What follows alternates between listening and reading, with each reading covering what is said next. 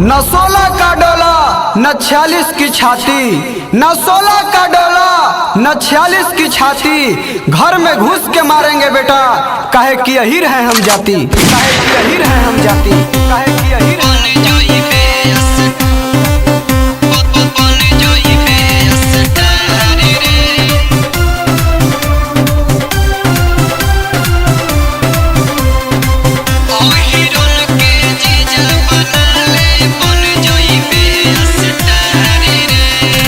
सुन ले रे समर गौतमवा रिश्ता में लगबे सारी रे, सुन ले रे मगहिया जवनवा रिश्ता में लगबे सारी रे,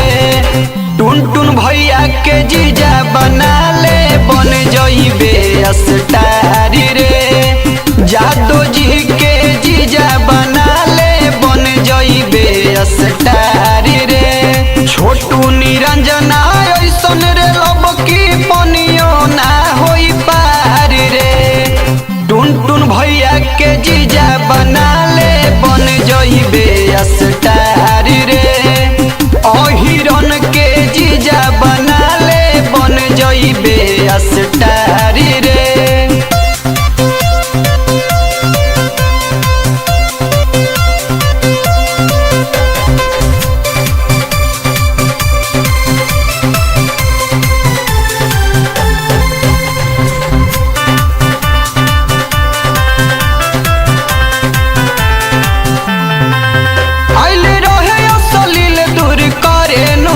लगले बहिन के गिरवी तू धारे नूरे, जो रही तवा नाच देले आइले रहे असलील दूर करे नूरे, लगले बहिन के गिरवी तू धारे नूरे, अहिरन के फेरा में पड़बे हो जइबे बेकार रे, जादू जी के फेरा में पड़बे हो जइबे बेकार रे, टुन टुन भैया के जीजा बना ले बन जइबे अस्टारी रे, जादू जी के पाहुन बना ले बन जइबे अस्टारी रे।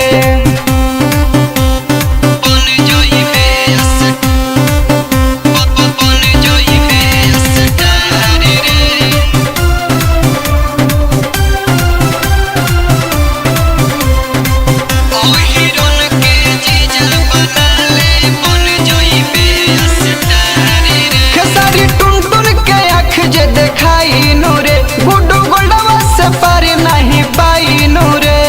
सुधर जो सरवा अभियो मौका बा, खेसारी टुन टुन के आँख जे देखाई नूरे, गुड्डू गोल्डवा से पार नहीं पाई नूरे,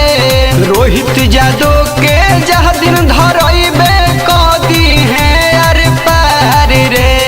रंजित यादव के जह दिन धरइबे कदी है अरे पार रे, टुन टुन भैया के जीजा बना ले बन जइबे अस्टारी रे, जादू जी के पाहुन बना ले बन जइबे अस्टारी रे। अरे जो सरवा ते पहले सुधर तब दोसरा के सुधरी है।